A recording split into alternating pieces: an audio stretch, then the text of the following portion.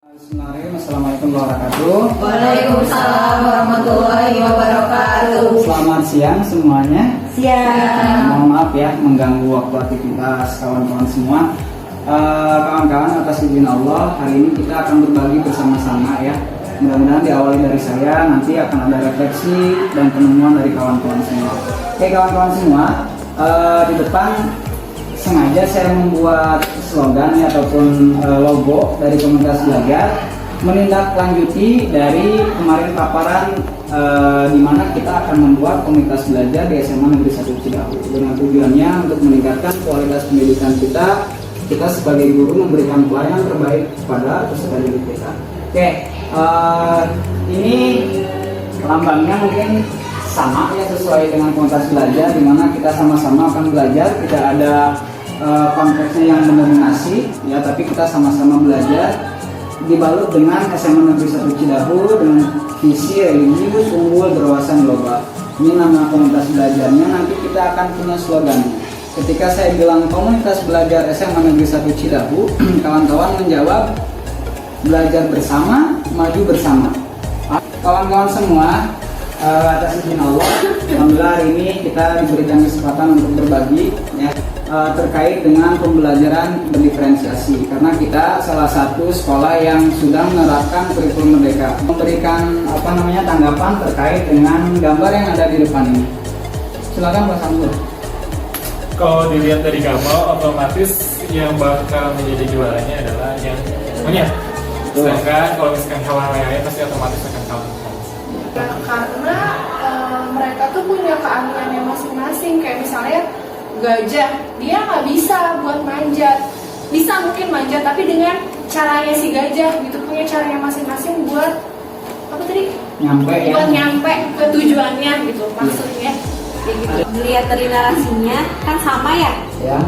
Narasinya sama, tapi kan kita lihat gambarnya kan berbeda-beda jenisnya. Berarti kan kayak menggambarkan karakter. Kalau tadi ngomongin soal dianggap kita murid, berarti itu karakter yang berbeda-beda, tapi narasinya sama. Cuman mungkin bagaimana cara menuju ke sana itu yang berbeda-beda. Mungkin monyet memang sudah bisa memanjat, bisa dengan memanjat.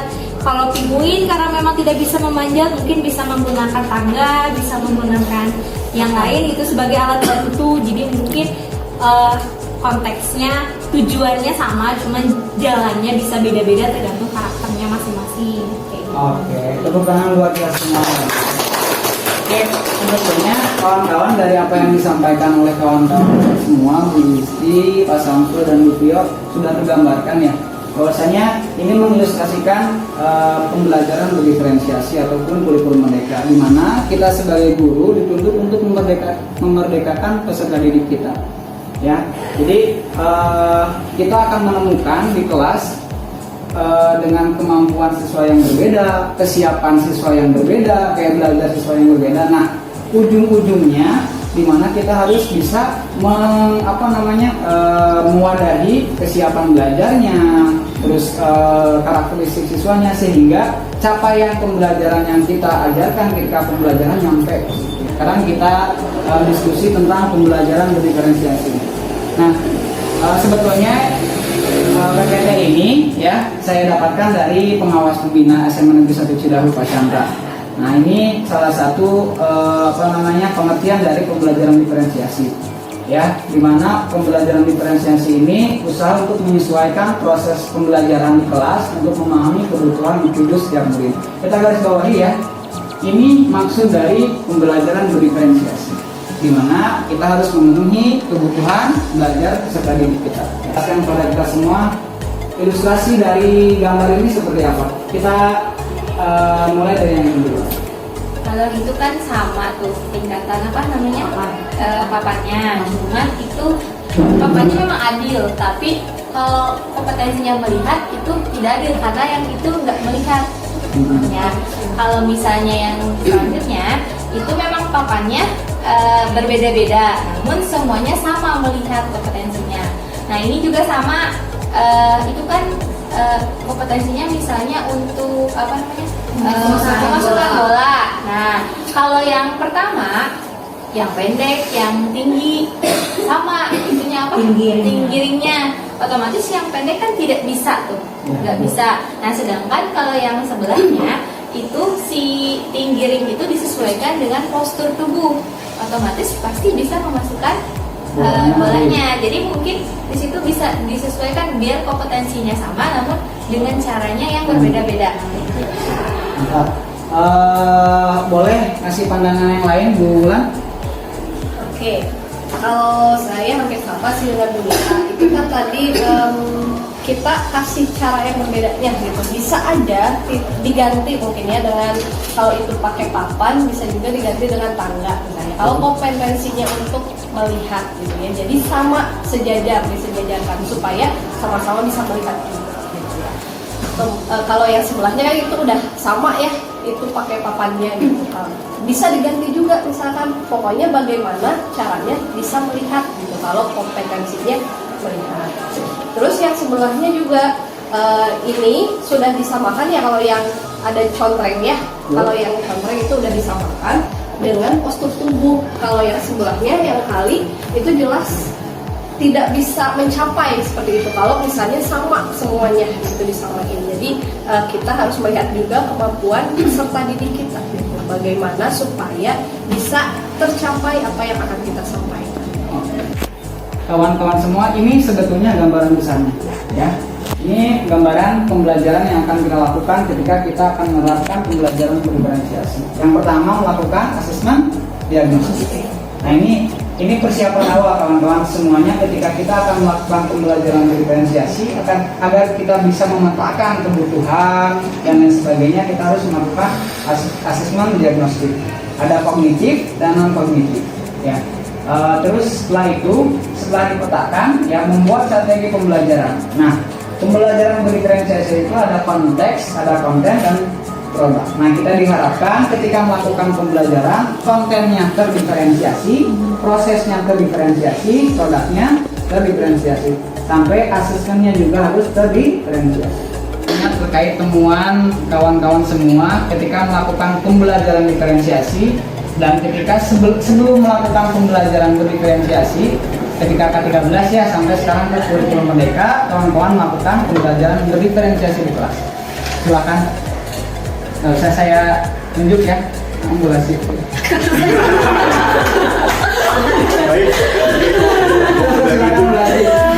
Ya, assalamualaikum warahmatullahi wabarakatuh. Pembelajaran diferensiasi ya. Tadi Pak Anjar sudah melakukan pembelajaran diferensiasi. Kebetulan tahun kemarin ada murid saya bernama Cynthia, memang memiliki kekurangan dan keterbatasan tertentu. Pembelajaran diferensiasi itu memang bisa menajamkan potensi siswa karena kepribadian, potensi, keterampilan anak itu berbeda-beda. Otomatis kita juga harus memberikan pembelajaran yang berbeda-beda dengan cara yang berbeda-beda, dengan strateginya yang berbeda-beda. Dalam strategi kan banyak ya, ada model, ada teknik dan lain sebagainya. Nah, ketika kita memiliki siswa yang berbeda itu, kita juga alhamdulillah kemarin selain memberikan nilai yang berbeda karena kemampuannya berbeda, kita juga harus memberikan teknik yang berbeda kepada siswa tersebut. Nah, di saat kita sudah memberikan teknik yang berbeda, otomatis kita harus tahu juga tadi seperti Pak Anjar ya, asesmen diagnostik dulu ya. Kita harus mengenali siswanya dulu, permasalahannya apa. Di saat kita tahu permasalahan siswanya apa, otomatis kita harus mencari solusi untuk siswa tersebut seperti apa. Nah, setelah dicari solusinya, kita harus menerapkan solusi tersebut hanya untuk siswa tersebut yang berbeda tadi. Sedangkan kita untuk siswa yang lainnya mungkin kita bisa menyesuaikannya kembali dengan teknik-teknik yang berbeda-beda. Memang sulit untuk dilakukan, tapi ya kita harus perlahan-lahan bisa melakukan pembelajaran diferensiasi. Terima kasih Bu Sipa, saya udah siap banget Bu Sipa. Kalau menurut saya ya Bapak ya, dengan pembelajaran diferensiasi, guru jadi lebih paham betul tiap anaknya ini apa sih yang dibutuhkan oleh anak, karena ya tadi itu dengan adanya asesmen diagnostik, berarti kan kita tahu ya setiap anak, oh anak ini tuh butuhnya yang seperti ini, anak yang ini bisanya seperti ini, berarti kita bisa lebih memahami potensi anak-anak didik kita. dan juga mungkin anaknya pun belajarnya akan lebih enjoy, nyaman karena mereka belajar dengan ya sesuai dengan kemampuannya mereka gitu, karena kita dari gurunya sudah menyiapkan si A ini belajar ini sesuai dengan kemampuannya, si B dan si C. Jadi anaknya pun mungkin akan tidak, kalau misalnya kita samaratakan semuanya mungkin kan ada tekanan, mungkin jadi kayak oh si teman aku mah bisa sedangkan aku belum bisa. Sedangkan kalau dengan pembelajaran berdiferensiasi mungkin anaknya pun akan merasa oh ternyata aku pun bisa loh kayak gitu, mencapai tujuannya yang sudah dibuat oleh gurunya. Oke. Terakhir dari Bu Beka terkait dengan pembelajaran berdiferensiasi yang sudah Ibu lakukan kemarin ya, melakukan asesmen diagnostik, mohon ini Yang mungkin merangkum dari apa yang telah ibu-ibu dan bapak-bapak sampaikan ya, mungkin selama ini juga menjawab pertanyaan kita kali ya, mengapa strategi apa sih yang tepat untuk mengajar di kelas, itu model pembelajaran apa sih dan sebagainya. Bahkan mungkin kadang kita cenderung menyalahkan anak, kok anak yang nggak ngerti, kita sudah berusaha menjelaskan apa dan sebagainya. Mungkin selama ini ketika sebelum menggunakan pembelajaran diferensiasi, kita mungkin kurang asesmen diagnostiknya, bahkan mungkin tidak dilakukan sama sekali.